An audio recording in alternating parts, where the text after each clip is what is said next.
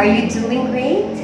I believe that this day will be remarkable and full of learning discussion that would help us in making ourselves more efficient by learning another interesting topic in art history. I am expecting that you're excited to learn as much as I'm excited to share everything that you need. And with that, I welcome you to Arts 9, Quarter 2, Lesson 5. I am Teacher Ninette, your teacher broadcaster, to discuss about the artistic concepts during Renaissance and Baroque periods featuring Mona Lisa.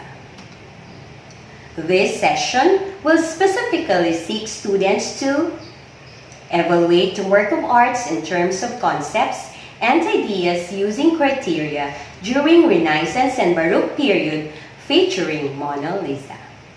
Show the influence of the Renaissance and Baroque period featuring the Baclayan Roman Catholic Church in the Philippine art form through one's valuable learning being a Filipino student. Now, I want you to listen and focus on some points to ponder. Let us know the significant understanding of the Renaissance and Baroque work of art. The Italian Renaissance. The Florence School of Painting became the dominant style during the Renaissance. Its artworks depicted more secular subject matter than previous artistic movements. Art and patronage. Although the Renaissance was underway before the Medici family came to power in Florence, their patronage and political support of the arts helped catalyze the Renaissance into a fully fledged cultural movement. Leonardo da Vinci. Among the qualities that make Da Vinci's work unique are the innovative techniques that he used in laying on the paint. His detailed knowledge of anatomy, his innovative use of the human form in figurative composition, and his use of Escomatto. Michelangelo. Michelangelo created his colossal marble statue, the David, out of a single block of marble, which established his prominence as a sculptor of extraordinary technical skill and strength of symbolic imagination. Mannerism. Mannerism came after the High Renaissance and before the Baroque. Are you ready for an interesting activity?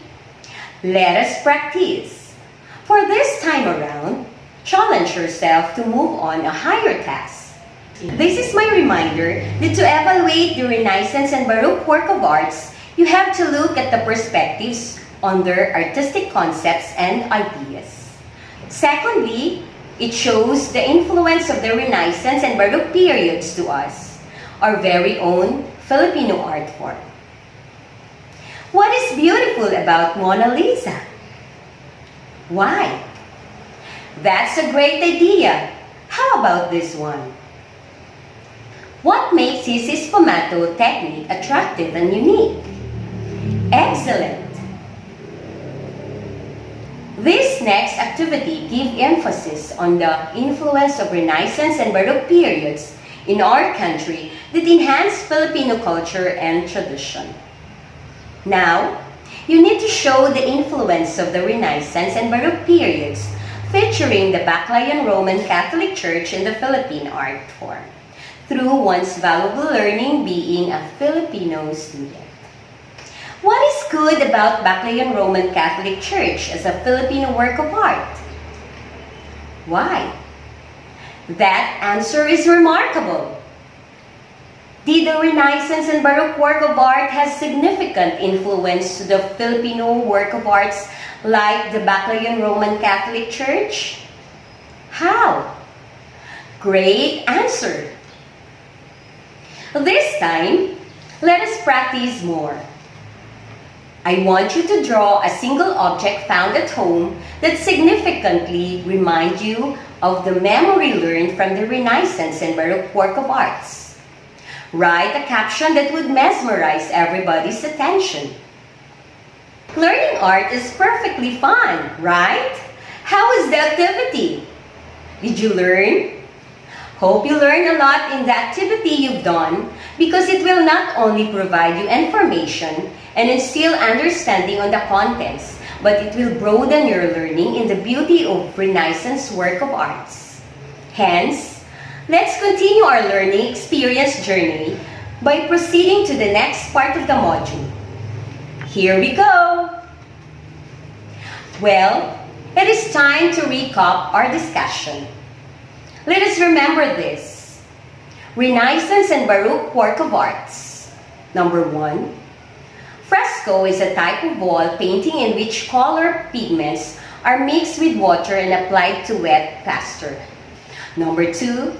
Mannerism is characterized by the deliberate distortion and exaggeration of perspective. It came after the High Renaissance and before the Baroque. Number 3. Patronage is the support, encouragement, privilege, or financial aid that an organization or individual bestows on another, especially in the arts. Number 4. Escomatto is the application of subtle layers of translucent paint so that there is no visible transition between colors, tones, and often objects. Number 5. Contrapposto is the effect that makes figures look very naturalistic. Number 6. Anthropocentric is the assessing reality through an exclusively human perspective. Let us enhance and boost your reasoning ability. Based on what you have learned, discovered, and appreciated on your evaluation of the Renaissance and Baroque work of art, what is your assessment of becoming an aspirant artist in your generation? Fill in the scaffolding technique of completing your self-evaluation. I have realized that so that I will leading our let us reflect.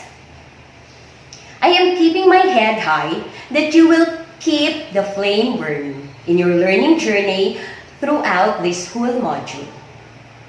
Bear in mind in this quote that the principles for the development of a complete mind: study the science of art, study the art of science, develop your senses, especially learn how to see, realize that everything connects to everything else, by Leonardo da Vinci.